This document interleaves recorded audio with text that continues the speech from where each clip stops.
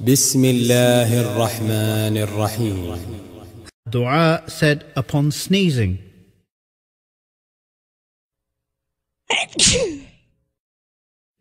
When one of you sneezes, he should say, Alhamdulillah. And his brother or companion should say to him, يرحمك الله. And he, the one who sneezed, replies back to him, يهديكم الله ويصلح بالكم.